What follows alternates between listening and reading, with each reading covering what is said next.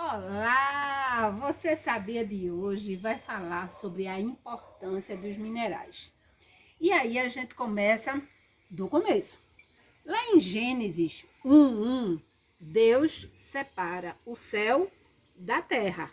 Ou seja, ele separou o céu da parte sólida. E essa sólida é o que nós chamamos de minerais. Então, o reino mineral, ele foi o primeiro reino, né? E dele vieram todos os outros, os vegetais e os animais. Então, vocês observem que quando a gente fala da terra, a gente está falando de minerais, e a pedra, ela está presente na história do homem lá desde a idade da pedra lascada. E quando a gente fala idade da pedra lascada, a gente está falando 2,7 milhões de anos a 10 mil anos antes de Cristo. Então, nesse período, o homem, ele utilizava a pedra como o quê? Olha, isso aqui é um sílex. Esse sílex é uma pedra, vejam, em forma de ponta de flecha. Os índios navarros, lá de Sedona, nos Estados Unidos, usam até hoje essas pontas de flecha nas suas caças. Eles confeccionam pontas de flecha com pedras.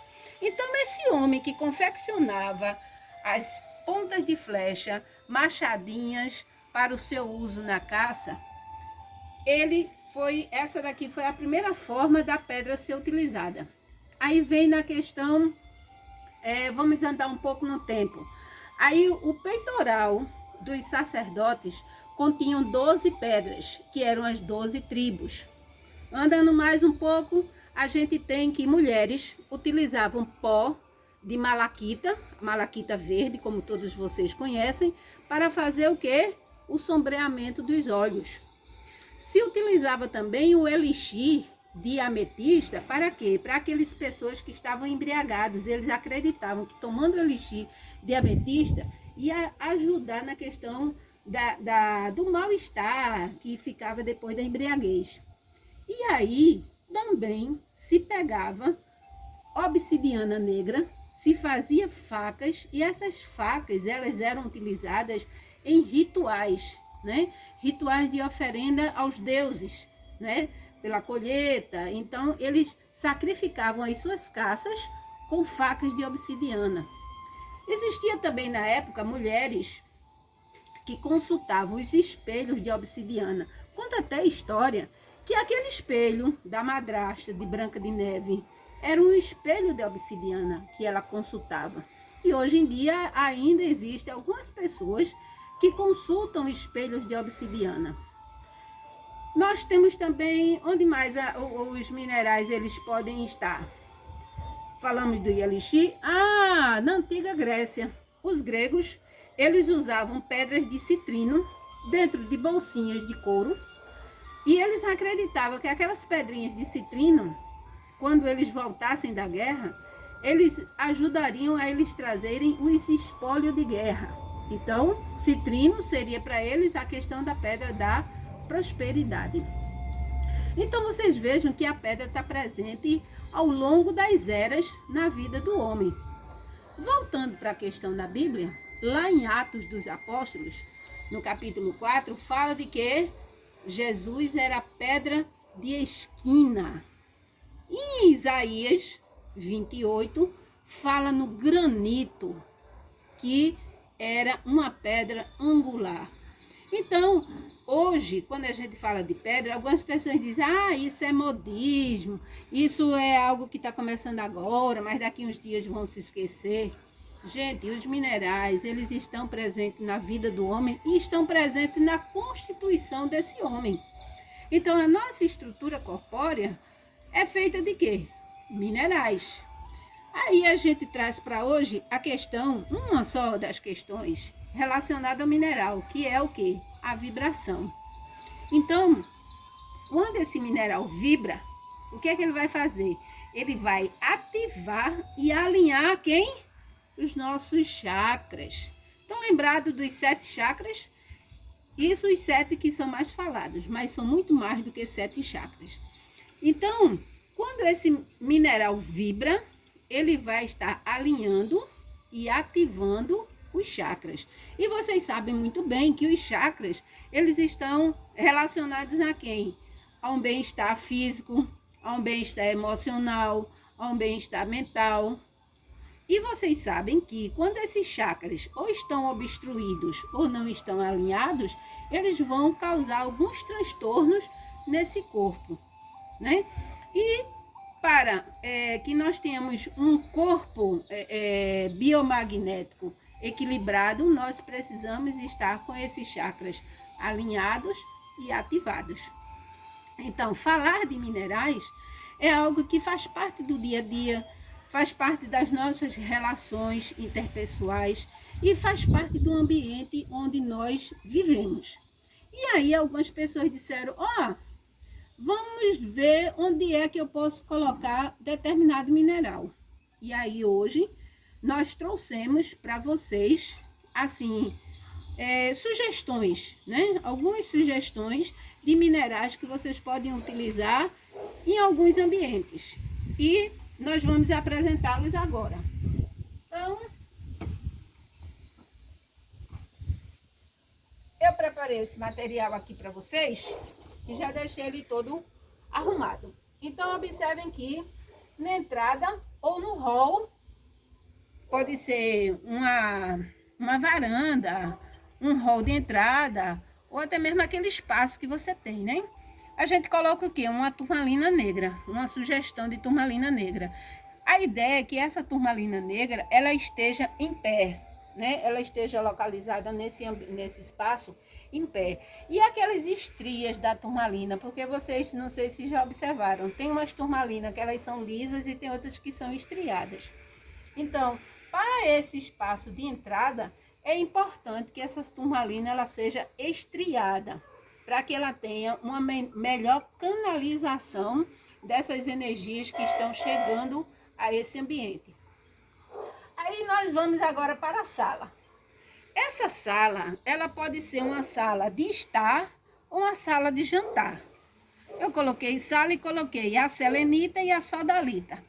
Se for uma sala de estar, é interessante que você tenha uma selenita. E se for uma sala de jantar, é interessante que você tenha a sodalita. Por quê?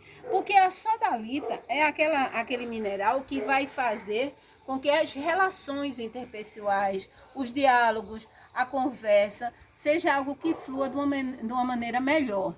Enquanto que a selenita, que é na sala de estar, uma sala de entrada, de recepção de pessoas, ela vai estar ali limpando aquele ambiente. Aí agora nós vamos para o quarto, né?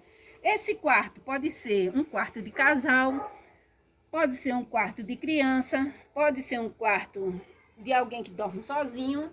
Então, que pedras nós temos aqui? A ametista, quartzo rosa, água marinha, a calcita e um quartzo fumê.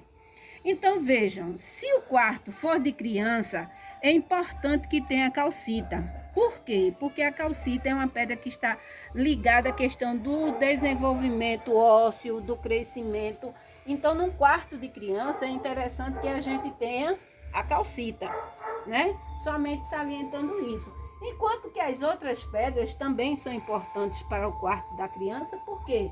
Porque elas vão trazer tranquilidade, elas vão trazer harmonia, elas vão diminuir o estresse, né? Elas vão trazer a calma. Então, essas pedras, elas são importantes em qualquer quarto. Agora, salientando que a criança é importante que se tenha a calcita. Depois do quarto, a gente vem aqui para a cozinha. Às vezes as pessoas dizem assim, mas a cozinha, a gente vai colocar pedras na cozinha? É importante? É. Veja aqui que eu coloquei granada, pirita, quartzo branco e calcita.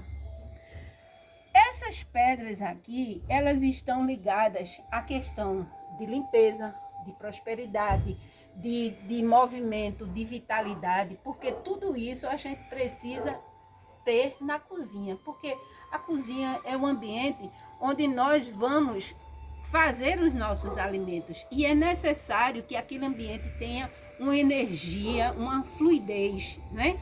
E uma outra coisa, a pirita que a gente coloca aqui, é importante que ela esteja perto do fogão. Então, que perto do fogão esteja a pirita, porque é a pedra do fogo, né? Então, a pirita perto do fogão. A gente vem para o banheiro. Aí alguém diz, mas eu nunca ouvi falar que em banheiro a gente vai colocar alguma pedra. Então, a nossa sugestão é da turmalina negra. Por quê? Porque como a turmalina negra é uma pedra que limpa as energias estagnadas e o banheiro é um local onde se deposita os dejetos, né? Se deposita tudo que não é benéfico para o nosso corpo. Então, aquele lugar ela tem uma movimentação muito grande de energias estagnadas e até mesmo de ataques psíquicos. Então, é interessante que a gente tenha uma turmalina negra no banheiro. Aí eu venho aqui para o escritório ou quarto de estudo. Às vezes a gente tem um escritório que é quarto de estudo, ou tem somente o escritório, ou tem somente o quarto de estudo. Então, essas pedras aqui, como citrino, hematita, florita, ágata, pirita e olho de tigre, elas estão voltadas para a questão do conhecimento, da visão de alcance, da perspectiva, das possibilidades, né, da prosperidade, que quando a gente fala em prosperidade, a gente está falando em prosperidade de conhecimento, de alcance, de atuação. Então, essas pedras, elas formam um conjunto perfeito para você usar no escritório ou quarto de estudo. E no ambiente de trabalho. Esse ambiente de trabalho aqui, que eu falo, é aquele espaço que você trabalha com várias outras pessoas. Por exemplo, uma grande sala onde tem vários birôs, onde muitas pessoas trabalham no mesmo espaço. Então, esse ambiente de trabalho, drusas de quartzo. Por quê? Porque a drusa de quartzo, ela tem uma base única e tem vários minerais apontando para todos os lados. O que significa isso? Significa que um conjunto está centrado na mesma base, ou seja, todos trabalham com o mesmo objetivo. Então, o objetivo único para todos. Então, a importância da drusa de quartzo no ambiente de trabalho, que é aquela sala onde comporta vários birôs, várias pessoas fazendo trabalhos diferentes e elas estão ali naquele mesmo espaço, né? Compartilhando um espaço único. Então, essa drusa, ela dá essa ideia de quê?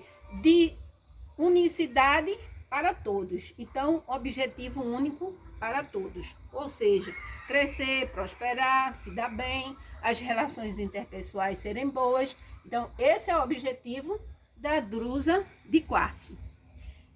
E, por fim, a sala ou local de meditação. Se você não tiver uma sala, você tiver só um cantinho de meditação, você pode colocar naquele cantinho a sua ametista, a sua ágata, a esmeralda e a florita. Então, esse é um conjunto perfeito para você colocar na sua sala ou no seu local de meditação. Então, aqui, mais uma vez, nós trazemos para vocês sugestões, né, de minerais que podem ser colocados nos vários ambientes. Aí você pode dizer, mas eu sabia de outro mineral. Só venha acrescentar, porque não existe um mineral único para ser utilizado. Aqui são sugestões de minerais que vocês podem colocar no ambiente. Ok, gente? Nós somos gratos à participação de cada um. Nós agradecemos por tudo. Então, Pedras de Mária, até o próximo. Você sabia?